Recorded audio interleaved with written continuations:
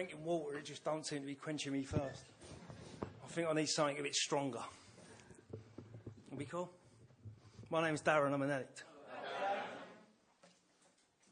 Right, before we move any further, I want to say that I'm not an expert in recovery. I'm not speaking on behalf of Cocaine Anonymous, and I'm certainly not a fountain of knowledge or wisdom or anything like it. I think one of the most, if not the most, valuable piece of information I could ever give anybody who's new in this fellowship is this. The granddaddy of all recovery programs is in the book. I never knew that, and I think that's very important information. Now, there's a piece in the book, I do believe it's in We Agnostics, and it says, hold on, I'm going to have to read it.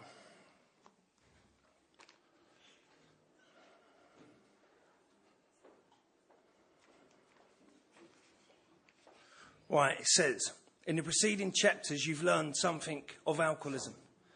We hope we've made clear the distinction between the alcoholic and the non-alcoholic. And then it says, if when you honestly wanna, you find you cannot quit entirely, or if when drinking and using you have little control over the amount you take, you're probably an alcoholic. And then it says, if that be the case, you may be suffering from an illness which only a spiritual experience will conquer. Right? Now, I drunk and used for 20 plus years and tried a couple of different interventions along the way, and none of them worked. Right? For me, the intervention had to be divine. Yeah, and that divine reality happened to be God. Right? And I give thanks to that power for my sobriety, because to me, sobriety equals life. Right? Without it, everything else is lost. Without it, everything ceases to matter one more time, because that's always been my experience. Right? And the hand of Almighty God expelled the life of my mind. At this time, it's going to be different.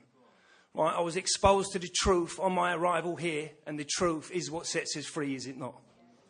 And I love Cocaine Anonymous. To me, it is the way, the truth, and the life. Now, there's a piece in the book. It's in the doctor's opinion, right? And it says, there are types normal in every respect, except in the effect the alcohol and the drugs has upon them. They are often able, intelligent, friendly people. Right? Well, I'm not one of them. Now, I don't know too much, but what I do know is this.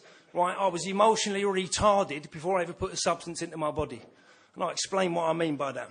I grew up in a home environment that wasn't very nice, and that's why I used.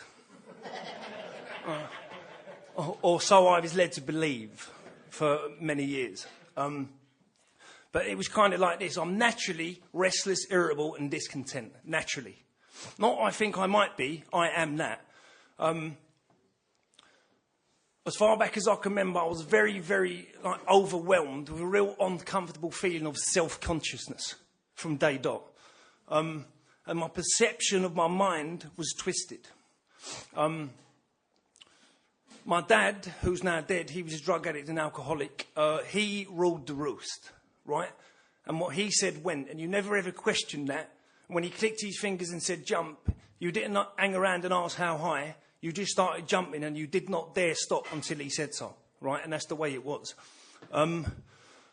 Alongside that, I just couldn't hear properly. Like, you could say something to me very simple, like,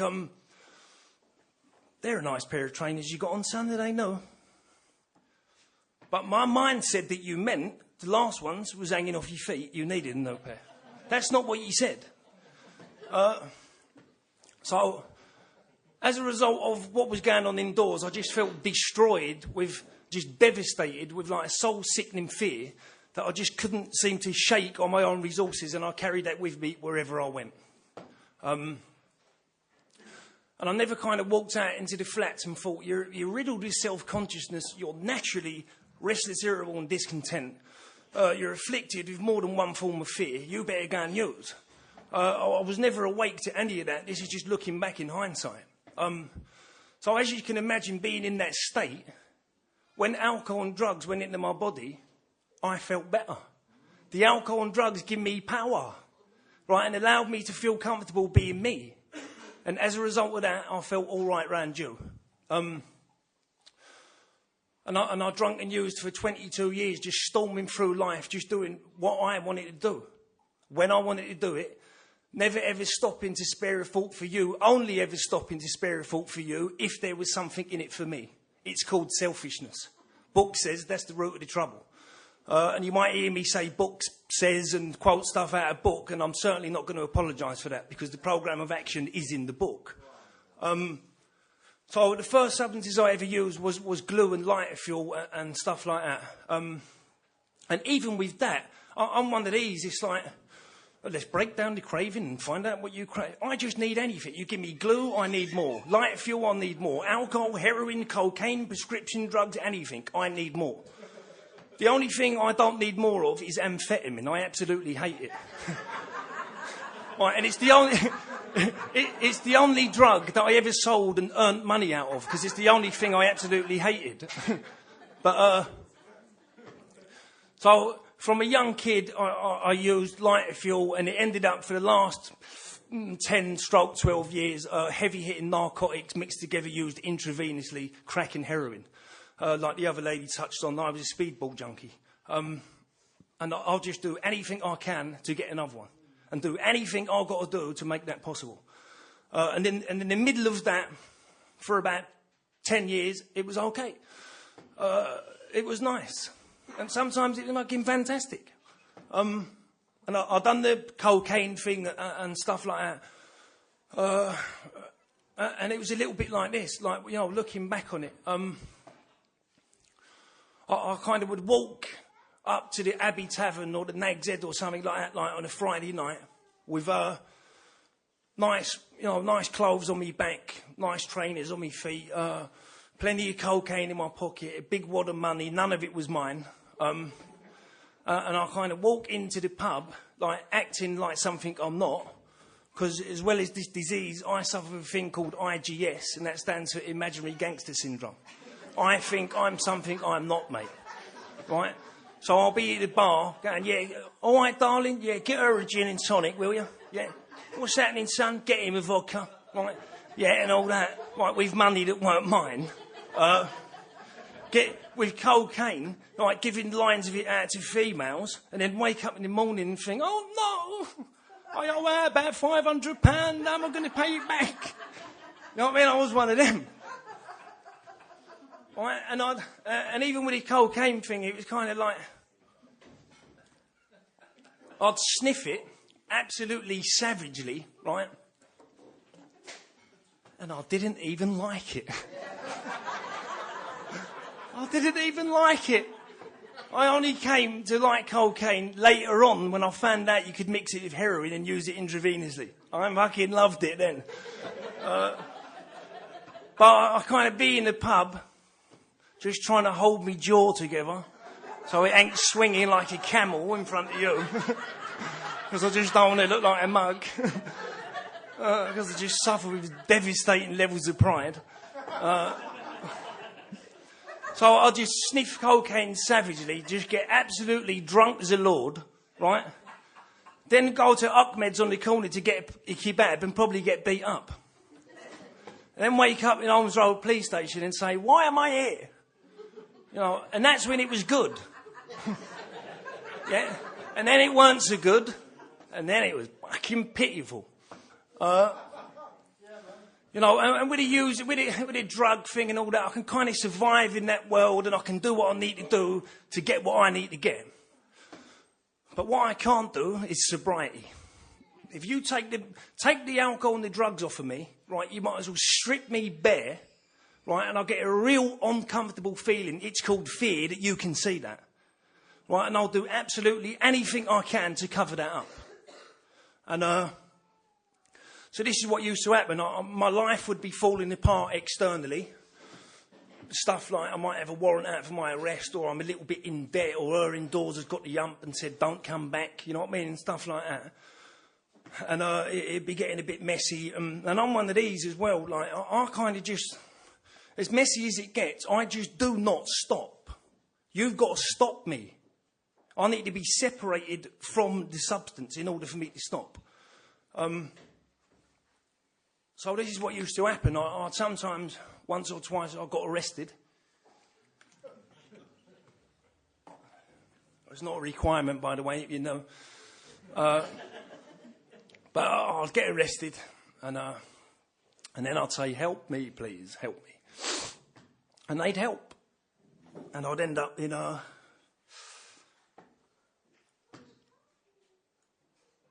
nut houses for vulnerable adults with drug and alcohol problems. They call them treatment centres. So this is what happens to me. I go in there. I sit in a group therapy environment, and I'm just really, really uncomfortable. So it's stuff like, we're going to do a feelings check this morning. Now, where I lived, you never discussed how you felt. Yeah, you just got on with life, done what you was doing. If you fell over, you got up, dusted yourself down, and then just moved up the street. And that's the way it was. And then I go into these environments, and they want me to discuss how I think I feel. And I just do not know. And the only introduction I ever had to recovery was to talk about how you think you feel. And I thought that's how you recovered. Right? And I thought, right, this is what you do. You shovel it all out, yeah? All this stuff inside, right? You put it all on the table, they pick through it all, pick out an issue and go, that's it, that's why you done it, and then you don't do it no more. And it was a fucking lie, right? So it'd go round the group, round the group. How do you feel? How do you feel? How do you feel? How do you feel? I don't know. He's coming round, he's getting to near me, I just feel anxious. I feel a little bit fucking tense here. I'm destroyed with fear because I know he's coming. It's just a simple question, how do you feel? I feel like I'm fucking world's ending. So I'm not in touch with how I feel, so I'll say something like, I'm optimistic and grateful.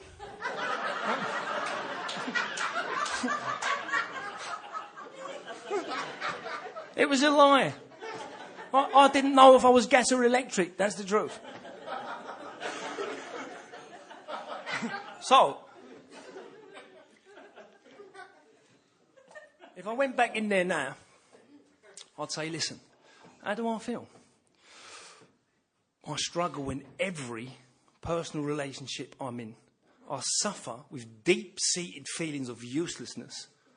I'm afflicted with basement-level self-esteem. I'm destroyed with alcoholic fear, sober, and I don't know why. Can you help me, please?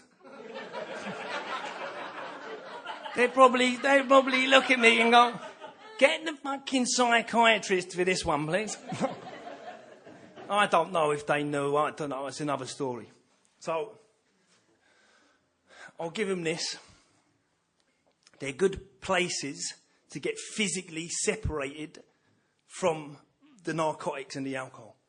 You get a good detox under your belt, you start eating well, start sleeping well. And they say, go to meetings. So I go to meetings. And I went to a lot of meetings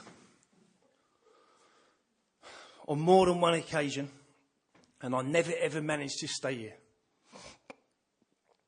Because this is what used to happen to me. I walk into the meeting. I've never heard of Cocaine Anonymous. I'm going back some time. It was like Cockney Anonymous. Right? Yeah, in Camden Town. Right? So, I walk in there, been on the sunbed. Bit of gel in me hair. No clobber on. Sitting in the meeting. Really worried about how I look. And it'd kind of be like, be a little bit unhealthy. They say that. And it was kind of like this. Someone would talk, and it would be very much based around what substances they used, the lengths they went to get it, how they now thought they felt. You know, the issues they used on, do you know what I mean? And stuff like that. And I'll be just looking at them and my mind screaming with alcoholic madness. And I'm just lost. And I just think, what the fuck is going on here? I don't feel too good. Because this is what happens to me. At first, I'm kind of happy to be clean. I'll get some relief. But what I've since come to find out, since doing what some of us do here, it isn't about relief. It's about release. I never knew that. It's about being set free. So I'll be in there clean, but just cocooned and incarcerated in the bondage of myself. And with each passing day, the depression gets thicker. Yeah? The resentment is absolutely tearing me up from the inside out. I can't shake it on my own resources. I feel really, really hard done by. I think the world owes me a fucking living, right? And it's your fault how I feel. Right? Or I'll go to the other extreme. If you had stuff going on, I'd think it was my fault how you felt.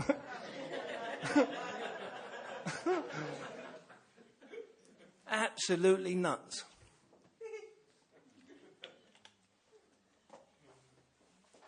A lot of the girls in there are just crying. Right? Everyone's neck deep in issues, including myself, but I'll just never tell you that. And I'll be doing my 90 and 90. And I'll just get worse and worse and worse with each passing day. And the voices in my mind, you know the voices, we've all got them, haven't we? Get louder and louder and louder. And I just can't shut them off. So I need heroin, yeah, and alcohol and cocaine, yeah, and Valium to do that. So my mind says to me, go down to Camden Town, see if Bigger G's outside the station, get yourself just a little bit of crack and a couple of bags of gear. By the way, pop in and get yourself a couple of Super Skull on the way, just to get in the mood. So I walked down to Camden Town. Now, this, you see, get in touch with this, right? The last time I'd done it, I was 11 months dry. I was going to say sober. Dry. So I didn't actually have a drug problem, did I? I wasn't addicted to drugs. I hadn't had a drug or a drink for 11 months. So, on the way down there, I've got about 20 plus years experience, right, to tell me, actually, son, this ain't a good idea. Right? And the likelihood is this is going to happen. You're going to spend every penny you've accumulated in this 11 months. Then you're going to sell everything materially you've accumulated in this 11 months. Then you're going to borrow what you can off whoever's mad enough to give you it, because I never give it back. Right? Then you're going to go out thieving. And there's a very good chance that you might get arrested and put in Pentonville prison. But I just do it anyway. Because the needed power for me to not do that just ain't there. So I go to Bigger G. I get what I get. I've got it in my hand. All of a sudden I feel better. I ain't even took it yet. So I got it. I get on the bus, because I've never had a driving license. So I'm on the bus, yeah, and the voices in the mind, yeah, there's a little bit of sanity saying to me, you could throw it out the window. You ain't took it yet. Yeah, and then the other ones are saying, just go and have it. It's going to make you feel better. Right? So I decided I'll go and have it. Now, the thing is, I weren't involved in that decision. I just thought I was. Right? Because I've been taught that the real drug addicts and the real alcoholics have no choice. I just do it anyway. Not when I'm using, I'm just powerless. We know that, don't we? I'm talking about stone cold, sober. Well, dry. 11 months away from a drink or a drug, knowing the likelihood is this is going to get messy and you're going to be behind bars. Powerlessness in action. So I put it in me, and it done this. The book calls it ease and comfort. That's what the book calls it, right? Now, you see, I absolutely love the effect produced by alcohol and drugs. That's why I use them. I was just led to believe it was where I came from, and it was my dad's fault. It was all a lie. So the book calls it ease and comfort. Yeah, it shuts down the voices in my mind. Yeah, and allows me to be comfortable being me. And if I'm comfortable with me, you're okay. If I ain't comfortable with me, you're in trouble. You're getting it. So I do that. And then I can't stop. Because when I put one in me, I break out in a craving beyond my mind's control. And I can't make up my mind to just not have another one. You know, I ain't one of the ones that book talks about giving a sufficient reason some of us can stop. Yeah? Like, I max out my credit card. My wife threatens to leave. I come here and I stay. Look, no one in their right mind would have married me, right? And the nearest that I ever had to having a credit card was yours. That's the truth for me. So I use, and then that's it, it's game over. Right, and I run around the streets for about another 3 years, doing absolutely anything I had to do to get out of my nut every single day until I came here. Right? There was nothing of any substance in my life. Yeah, there was nothing that was healthy. Everything was insane and toxic. Yeah, my whole life was just poisonous. Yeah, from the inside out. And I was absolutely lost, right? And it was absolutely soul-destroying. I ain't even going to go into the details. And in the end, for me, right, it was pitiful. Yeah, the days of Gucci loafers and lock knives in my pocket and bags of cocaine, yeah, and money and all that was long gone. Yeah, and I mean that. It was running about, right, doing anything I had to do to go and get 30 or 40 pound, right, to just get some cans of Super Skull, a few bags of heroin and a couple of rocks if I was lucky, right, to just get through the day, right? And my life just consisted of that. There was nothing else in it, right? My family have always been there, but there was nothing they could do because no human power can relieve us of the addiction. So in the end, I didn't even have anywhere to live. Right, I was staying at a geezer's house. I used to knock at his gaff at night. He was called 20p Joe. He was like a professional beggar, this geezer, right? And I was saying his name. I just thought of it. Like we was outside an event recently in Camden. Myself, Jimmy was there, my brother Glenn, and he come walking past this kid. He's still at it, and I mean his legs, right, was double the size of what they're meant to be. Yeah, he had a hole, yeah, bigger than my eye in his leg with all poison coming out of it. Right, he looked like he hadn't eaten for a long time.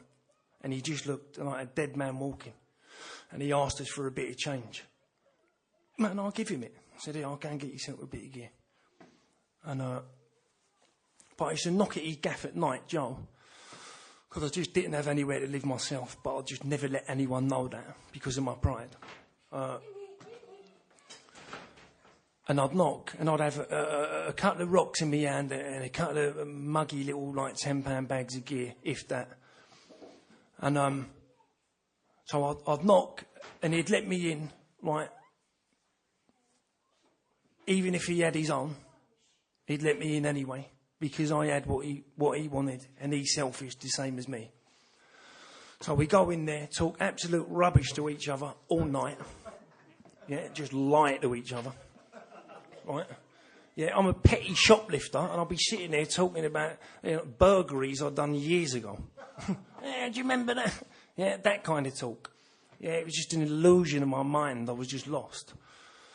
And so we'd have a bit of gear and have a bit of crack and have a couple of cans of soup with Tennants, and I'd ponce a couple of the Zoppy clone off him. They're called sleeping tablets.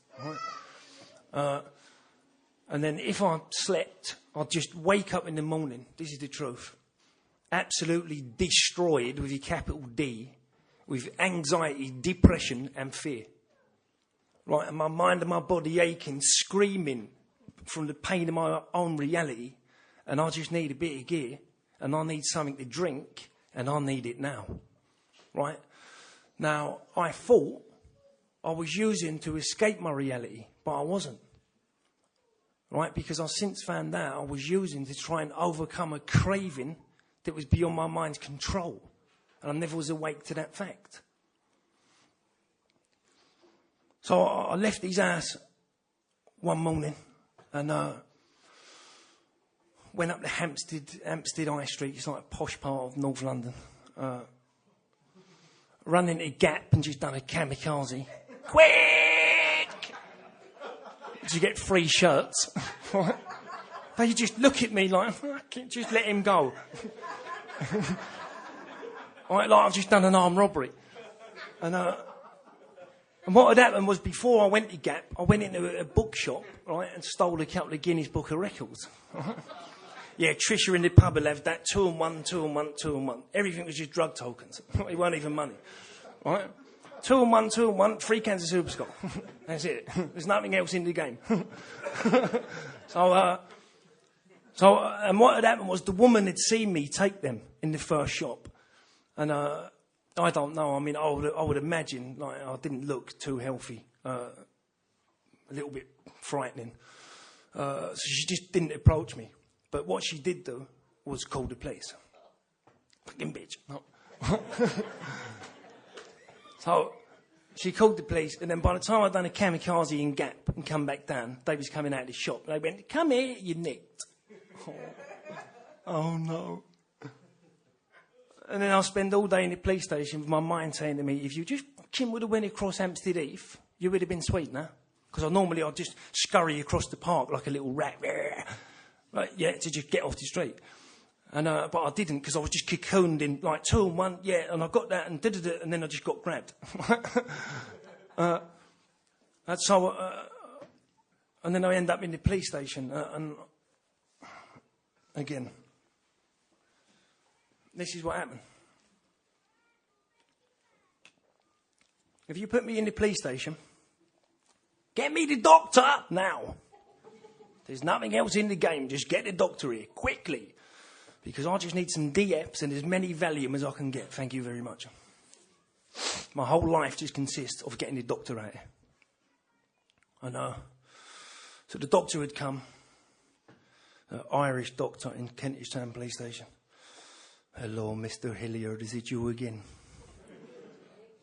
Give me the fucking tablets." You know what I mean, and all that. And the policemen look through the hatch. Don't know if any of you have ever been in a cell, but there's a little thing, and they open it up and look in. And they used to say things like, "All right, son? Yeah. Do you want help now?" My response would normally be, "Back off! Close the door! Yeah, shut the flat," you know what I mean, and all that. But this time, my mouth opened up and I went, "Yes, I want help." And that weren't my doing, because I just do not ask for help, because I think I'm the man with the blueprint and the fucking master plan. Yeah, I've got the key to this thing. I'll crack it. I'll know what I'm doing. Right, and it nearly killed me, because it was a lie. So I went from there and got put in prison. And this is what happened. I walked into that prison cell, and I've been in a couple before, irrelevant how many. And I was 32 years old at the time.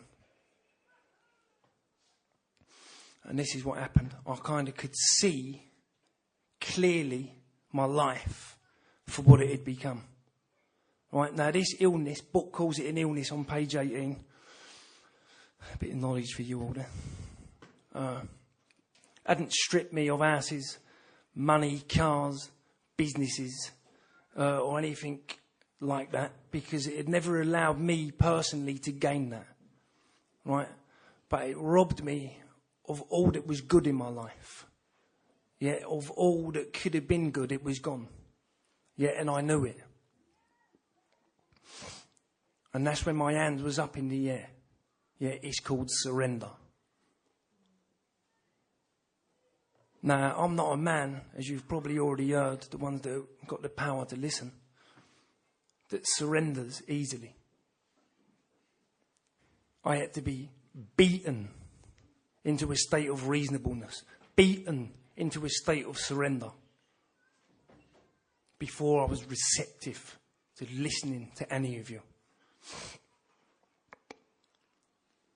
So I went from that prison cell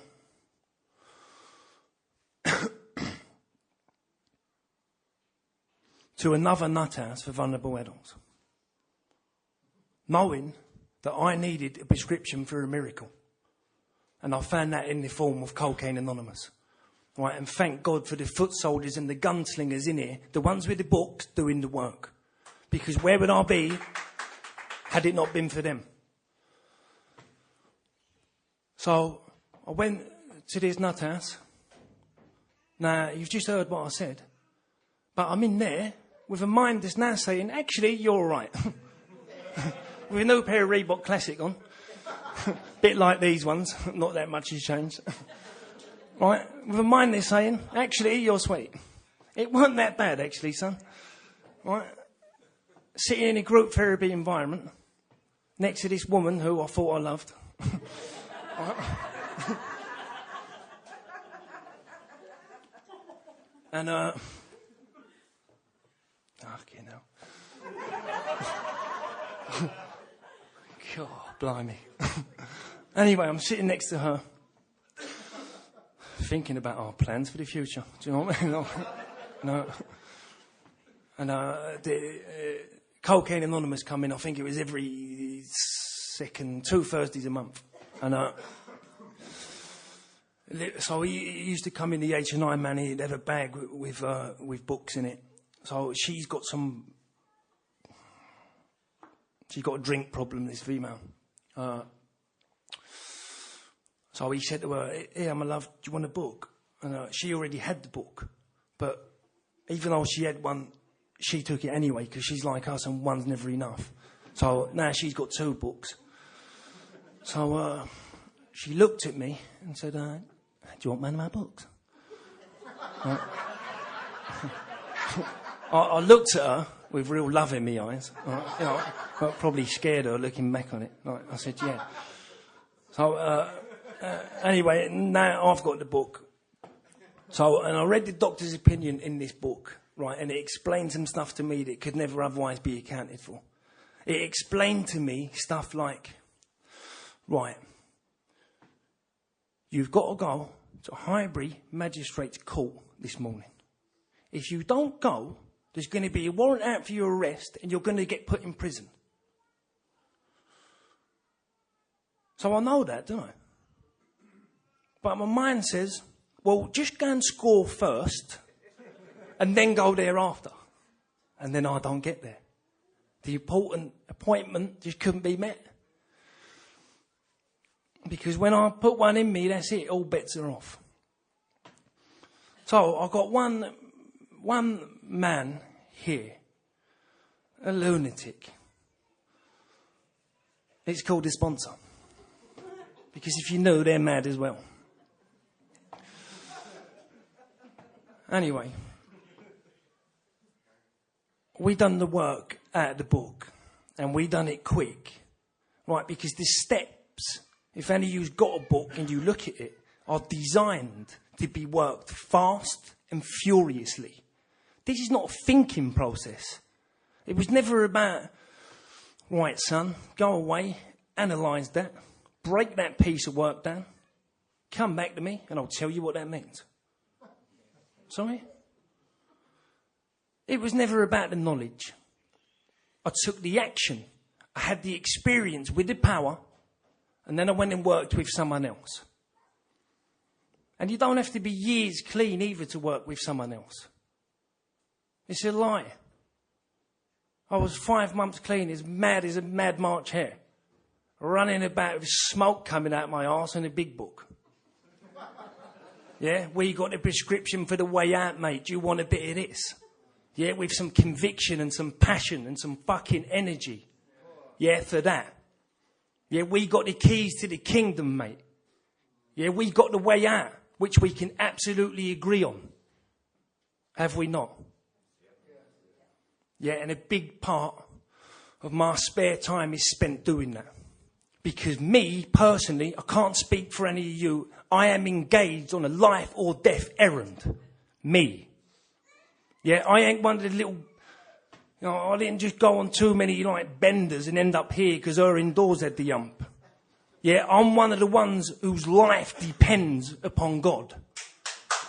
Yeah, that's the truth, mate. Right, and my experience is this.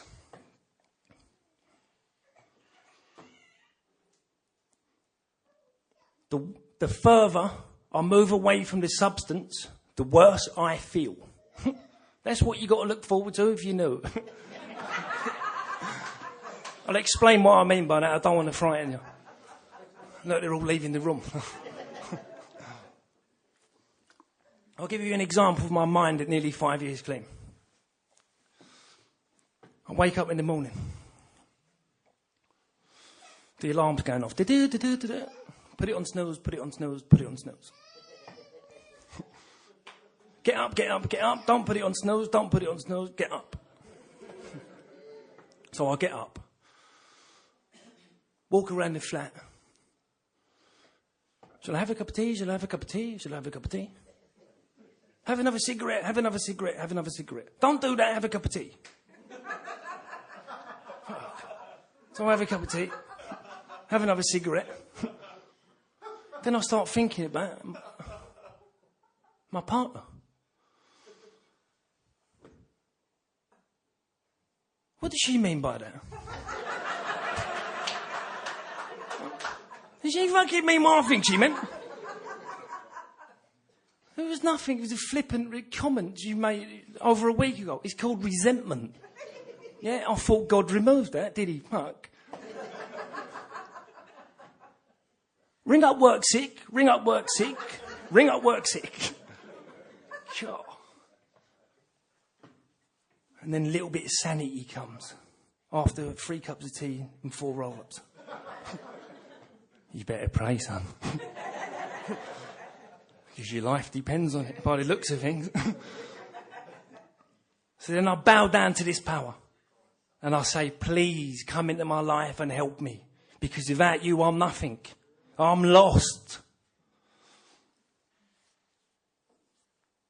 And he comes. And then I feel better. And then I stand up and say, thank you, God Almighty, for my life. Right, and walk out my door with the energy and power, yeah, to get done what I need to get done. Because as a result of doing what we do here, I've now got a life worth turning up for. I work in the drug and alcohol game. Nothing to do with what we do here. It's just a job. Right?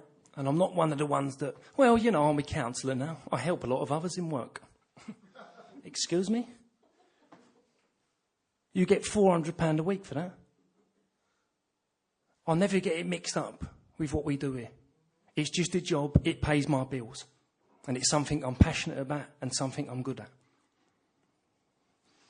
And I'll give you... the reason why I say that is this. A good friend of mine recently got put in a wooden box. He's now dead. Right? Because he made that mistake. Yeah? And he done some work here with us. Yeah? And God's good. And God gave him a life. And he forgot how and where he got that. And he was helping others in work.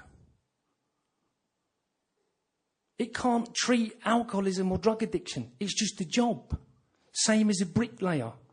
Yeah, same as a man who throws rubbish bags in the back of the truck. Same as the architect. You know, whatever you may be. And he's now dead as a result of that. So I'll never get that twisted with what we do here. Never. Right? Because it's the selfishness, yeah, that kills us. It's the selfishness that's the root of the trouble. Book's quite clear. So, I get a few years clean. Here's the selfishness in action. My mind says, don't go to the meeting. Actually, yeah, you went to one last week. Just get a pizza, go home and watch EastEnders. My phone rings. It's someone new. I look at it. Oh, I'm definitely not taking that call. Okay. Yeah? I'll switch it on silent. Comes to about 11 o'clock at night. Should do a little bit of prayer. Ah, you're all right, you're clean. Just jump in your Uncle Ned. Sweet. Have a good kip. Do it in the morning. Get up in the morning. Actually, you're a little bit late for work. Do it on the bus. Couple little half-hours in my head on the bus. Get into work, help others in work all day. Then go home and do the same thing. And before I know it, I'm so suffering, I just can't claw my way back on my own power. And then I use. Because this disease, for me, gets worse, as I've already described. Yeah? And meetings can't fix it. Working in a needle exchange can't fix it. Yeah, none of that. Only the steps and God can, for me. And as a result of living this way of life, my whole life just gone bang and opened up like a flower. That's the truth. And as well as having fun in recovery, I take this thing seriously, mate. Because it kills men and women week in, week out. Week in, week out. And I don't want to be one of the ones just passing through. For a drug addict like me, there's nowhere else left to go. This was the last house on the block. Right, and there's been times, and this is the truth, when I've had to fucking dig my heels in deep, yet to stay here. Right, and if that happens again, then so be it. I'll do it again. I've had problems in recovery. I've had health problems.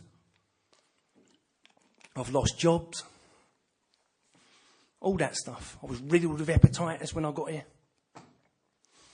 It affected me. It was attacking my liver. I was talking to Dave from Brighton about it earlier. I was having to go home and sleep 2 or 3 times a day. I was destroyed of it. I had to go on a load of medication for that.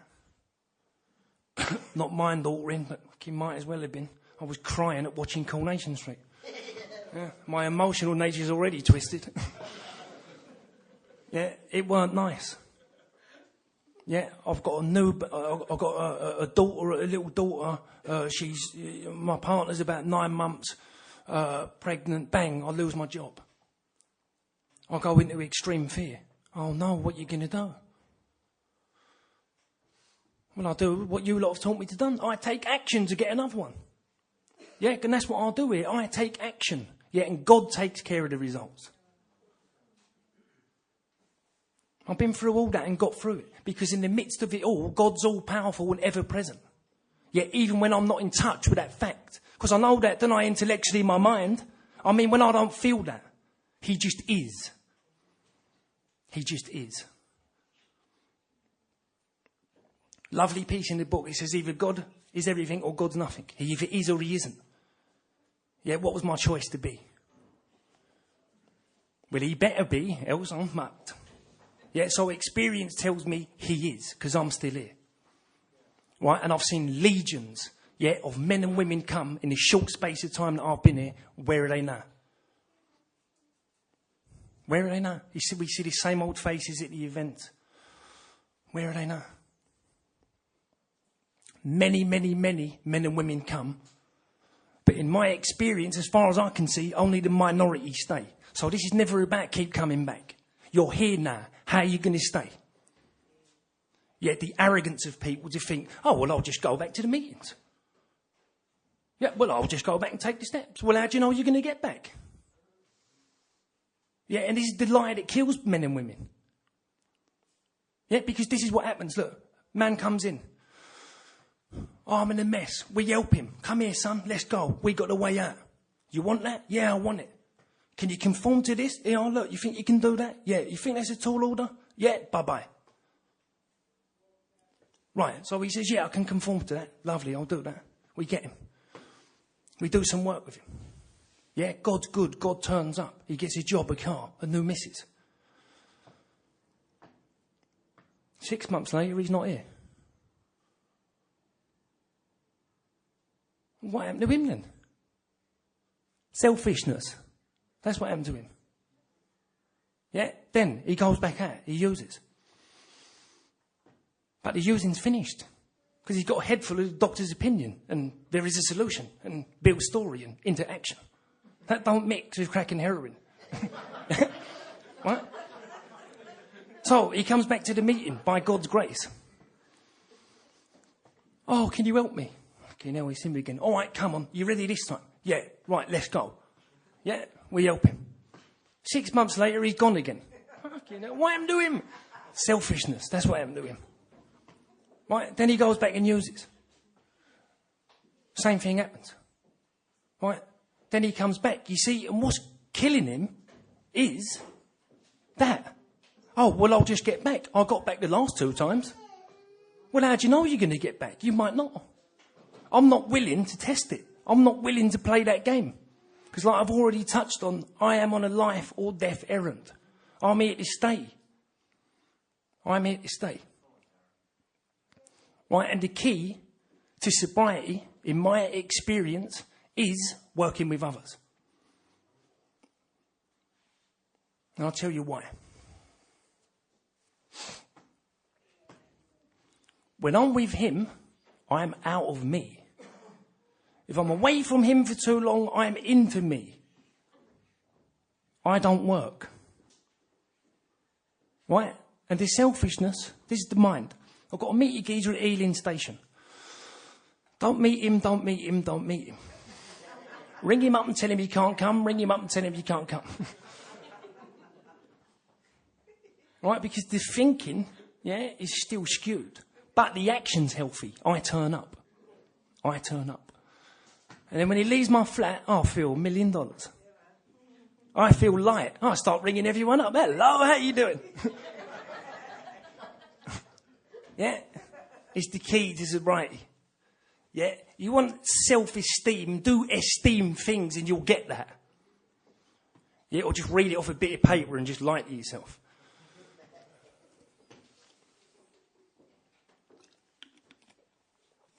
I don't trudge around to all the fellowships. If that's your bag, lovely, whatever puts the wind in your sails. I don't do it. I love Cocaine Anonymous. Yeah, for me, this is where it's at. Right, this is the fellowship with the energy. Yeah, this is where the work's being done, in my experience. CA is small. We might think it's big. Oh, look how many meetings we've got now. There's no one in them.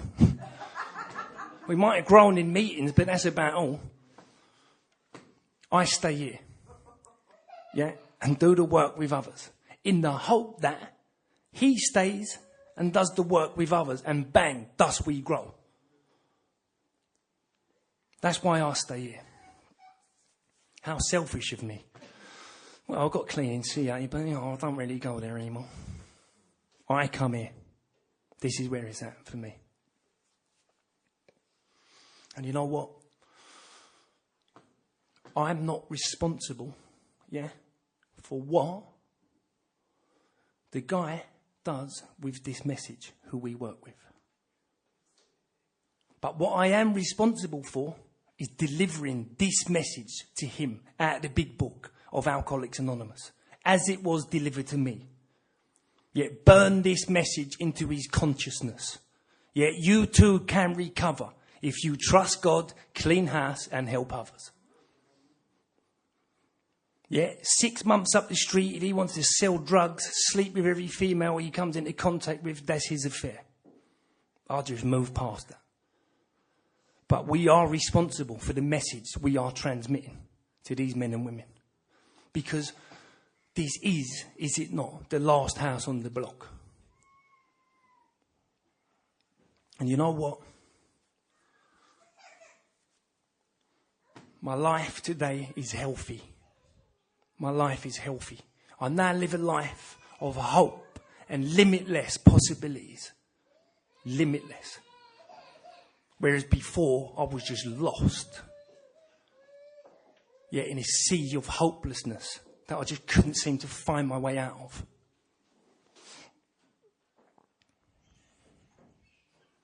And in my opinion, half the world could do with a crash course in what we do here. It would be a healthier place to live, would it not?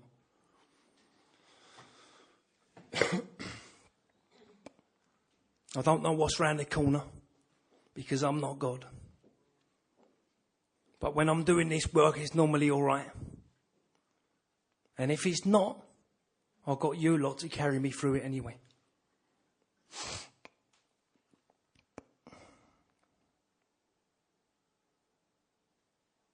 I'm going to wrap it up with this. There's a piece in the book, and it's written by a man called Dr. Bob. And God used him and others as vehicles to start the AA thing. Right? And without that, none of us would be here. And he says this: if you think you're an atheist, an agnostic, a skeptic, or have any other form of intellectual pride which keeps you from accepting what's in the book, I feel sorry for you. If you still think you are strong enough to beat the game alone, that is your affair. But if you really and truly want to quit drinking and using for one and all and sincerely feel you must have some help, we know. We have an answer for you. And it never fails if you go about it with one half the zeal you've been in the habit of showing. When you was getting another drink or drug, your Heavenly Father will never let you down. And there is but one Heavenly Father of light who presides over us all. That one is God. May you find him now. Thank you to Ozzy for asking me to come. Peace be with you all.